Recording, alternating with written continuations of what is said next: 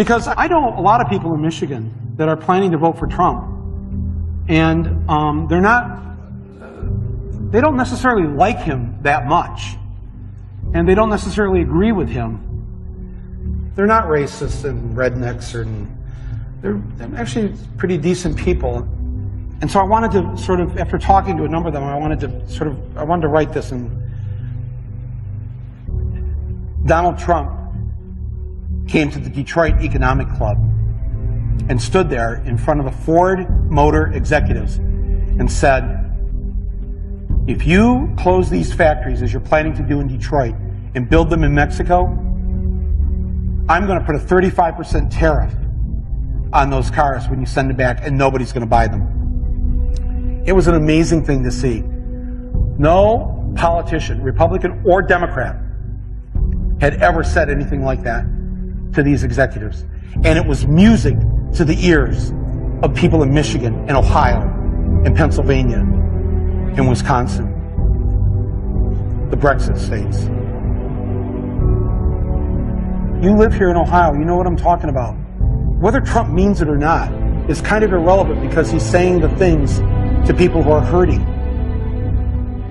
And it's why every beaten down, nameless, forgotten working stiff who used to be part of what was called the middle class loves Trump. He is the human Molotov cocktail that they've been waiting for. The human hand grenade that they can legally throw into the system that stole their lives from them. And on November 8th, Election Day, although they lost their jobs, although they've been foreclosed on by the bank, next came the divorce, and now the wife and kids are gone, the car's been repoed, they haven't had a real vacation in years, they're stuck with the shitty Obamacare bronze plan where you can't even get a fucking Percocet. They've essentially lost everything they had, except one thing.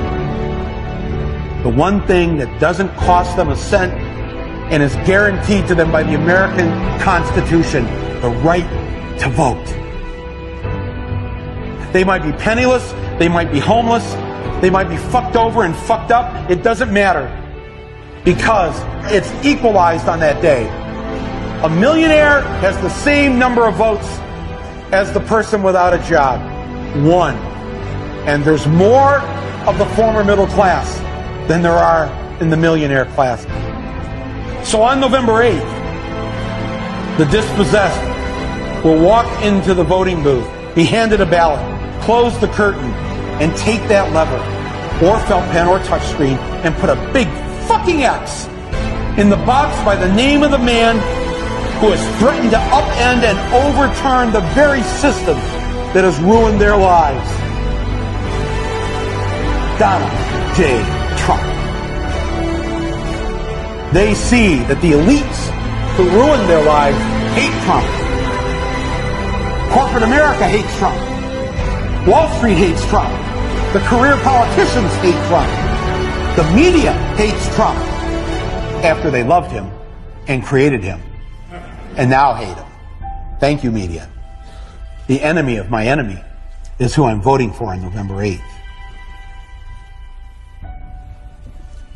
Yes, on November 8th, you, Joe Blow, Steve Blow, Bob Blow, Billy Bob Blow, all the blows get to go and blow up the whole goddamn system, because it's your right.